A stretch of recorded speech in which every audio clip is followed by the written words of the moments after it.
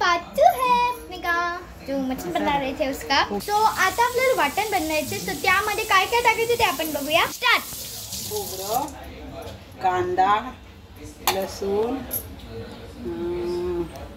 सुकं खोबरं थोडं आणि थोडासा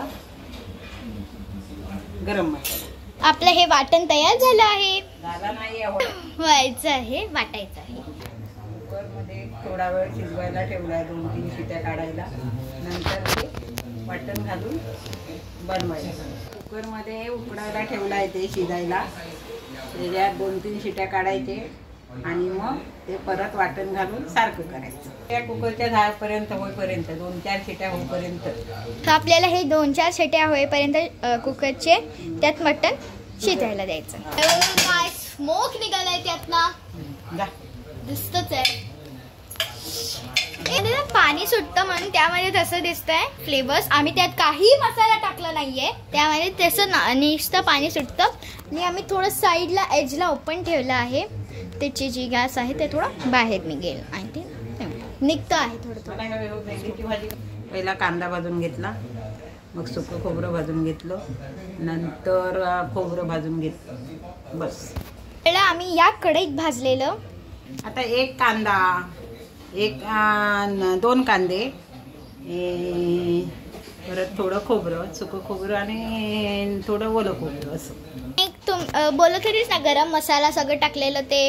हा, ते मागाशी टाकला ना गरम मसाला, म्हणजे वाटण झाल्याच्या नंतर गरम। आणि मग मटण सारखं करताना परत थोडा ग्रेव्हीला मालवणी मसाला घालायचं, गरम मसाला थोडं घालायचं आणि ग्रेव्ही करायची आणि त्याच्यात ते मटण शिजलेलं घालायचं। आता बघू शकता किती मस्त स्मोक निघतोय त्याचा। वाव, फोडलेला कांदा होता हा आमचा प्रस्टेज फ्रायर।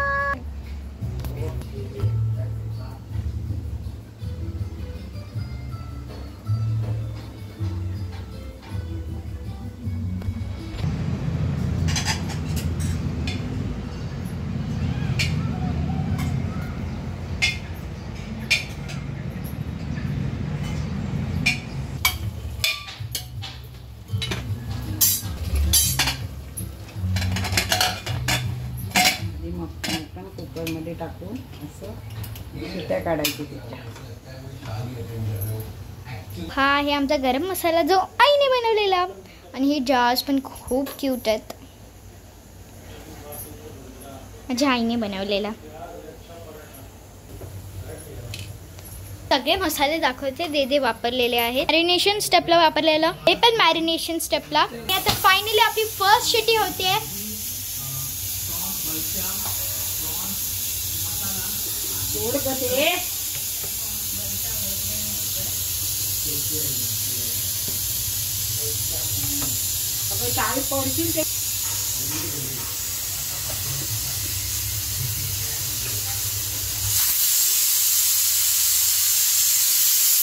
सेकंड शिट्टी,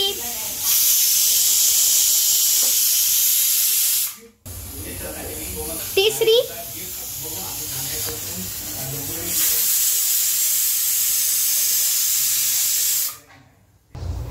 हा मग तसंच व्हायला पाहिजे। अरे मी नंतर फोन करते। तर मित्रांनो, इतकी चांगल्या चांगल्या रेसिपीज मी तुम्हाला दाखवते, बघत का नाही? काय सबस्क्राइब करा, लाईक करा, शेअर करा। आता पण ते शिटीज होईपर्यंत मी पार्ट 2 ला भेटते तुम्हाला, तोपर्यंत पार्ट 3 ला। Sorry, bye bye.